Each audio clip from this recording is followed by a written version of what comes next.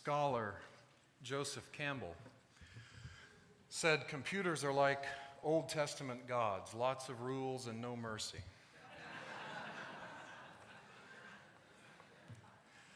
I figure that's because computers are built by people.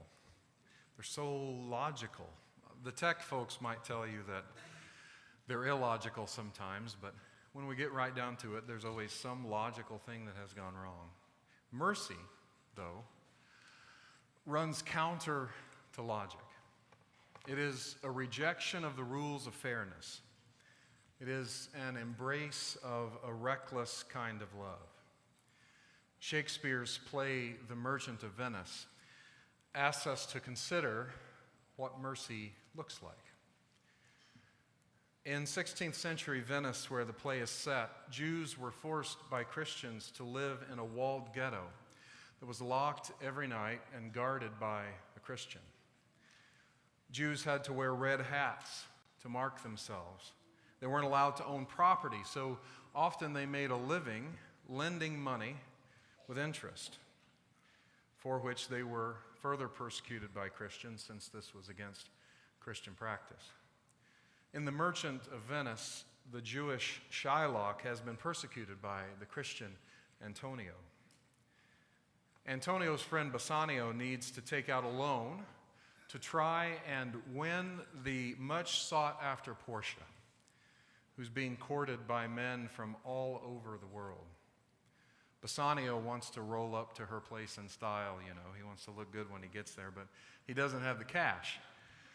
So he asks Antonio for a loan. Now, Antonio is loaded, but unfortunately, at the time, all of his money is tied up in some ships, some business ventures that haven't yet paid off. So Bassanio has to go to Shylock, the Jewish moneylender, to get the money.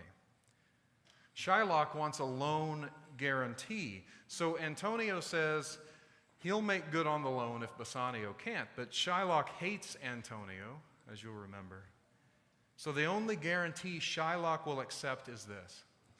If Bassanio can't repay the loan, Antonio will pay Shylock. And if Antonio can't pay Shylock, then Antonio will be required to pay a pound of his own flesh. The terms are accepted, and Bassanio goes off to persuade Portia to marry him, which he does.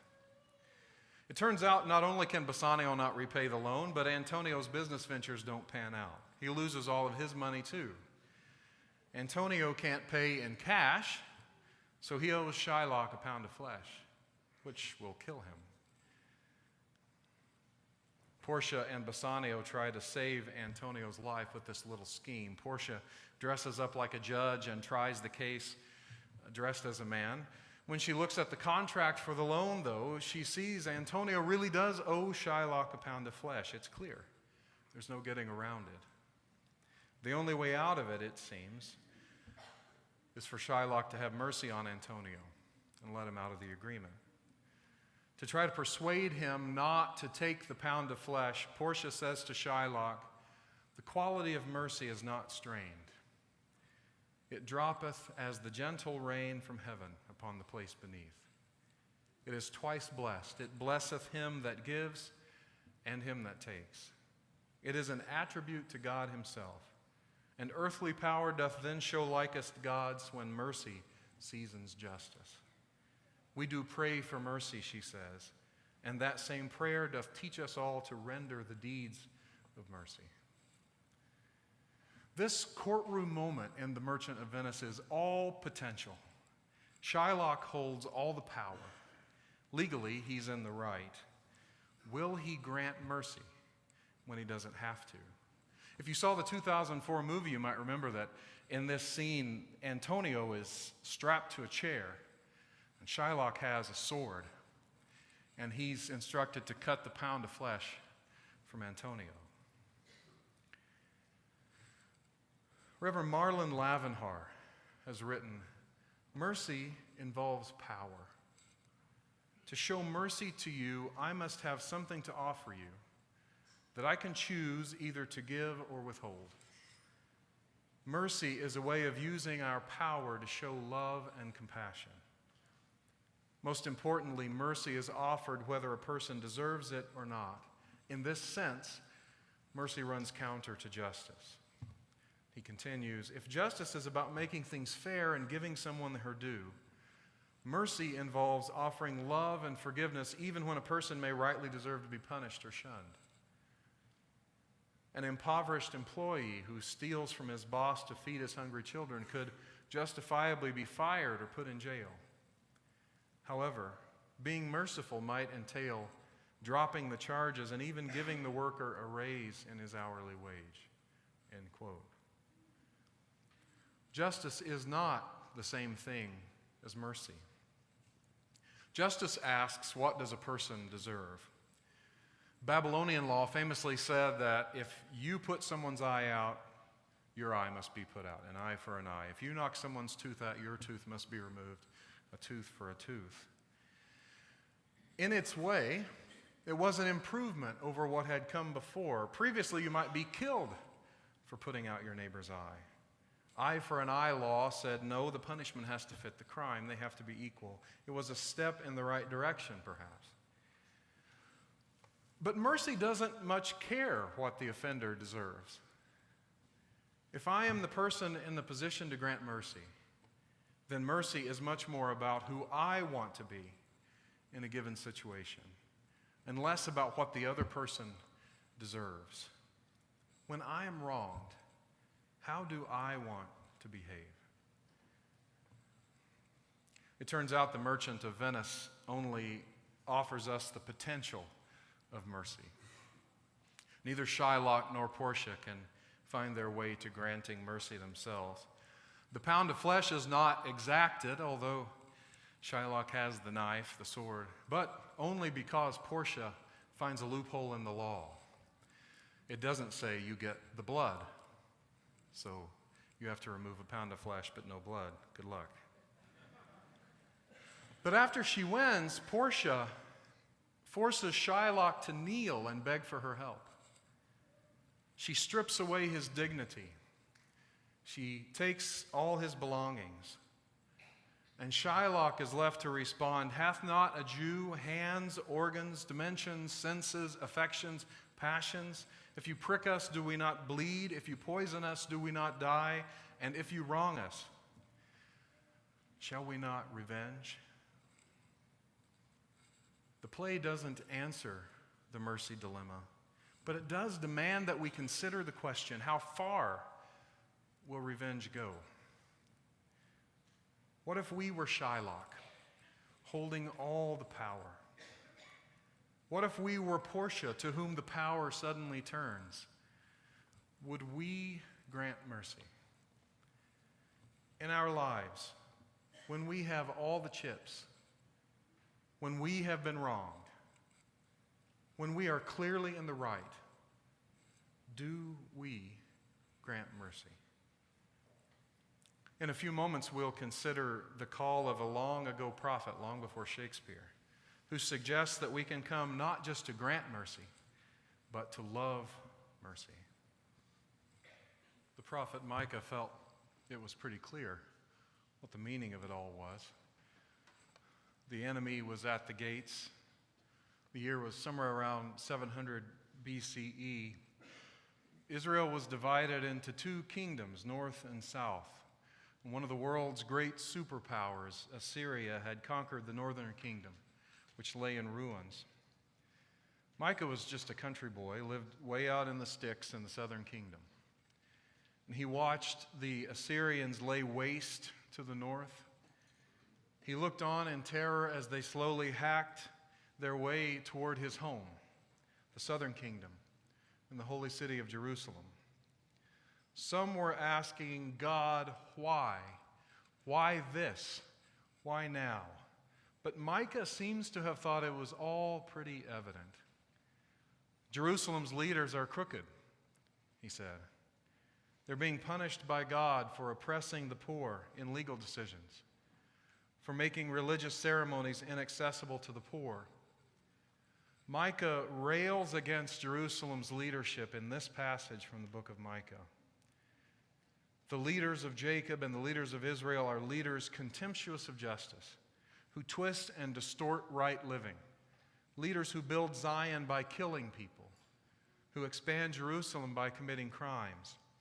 Judges sell verdicts to the highest bidder, priests mass market their teaching, prophets preach for high fees, all the while posturing to depend on God, Micah says.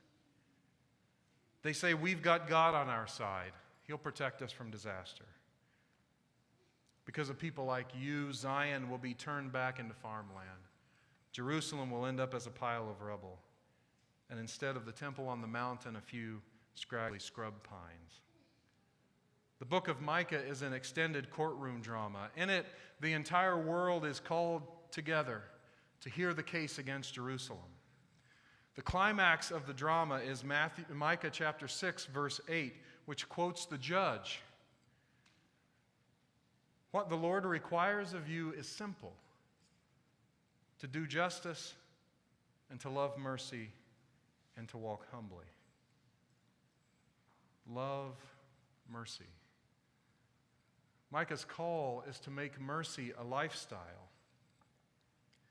Maybe we don't live in that kind of society. We have more people locked up in jails than any other country in the world by a long shot. We seem to be very interested in making people pay. It's a stark contrast to the South African Truth and Reconciliation Commission, which offered amnesty to the people who perpetrated great violence during apartheid in exchange for them simply telling the truth about what they did. Those folks, it seems, were more interested in healing than revenge, and mercy helped to bring about that healing. Mercy heals the spirit of the one who grants it and of the offender. A double blessing, as Shakespeare said. But mercy denied can cause great harm. Do any of you listen to the Radio Lab podcast? Yeah, a few. I heard a Radio Lab podcast maybe a couple weeks ago about a Japanese project during World War II. They built these parachutes made out of a certain kind of paper. They turned their schools into factories to make this paper, built these parachutes with ropes hanging down, bombs at the end of the ropes. Like giant jellyfish, one person said, sort of floating through the sky. And they figured out if they could get these things up into the jet stream, the wind would carry them across the ocean and to the United States. They set sail, about 9,000 of them, and it's estimated that up to 900 of them made it to the U.S. A handful of them exploded. One of the downed balloons was discovered by a picnicking Sunday school class in Bly, Oregon. When someone touched one of the bombs, it exploded and killed 6 people, mostly children, the only fatalities of World War II on the U.S. mainland.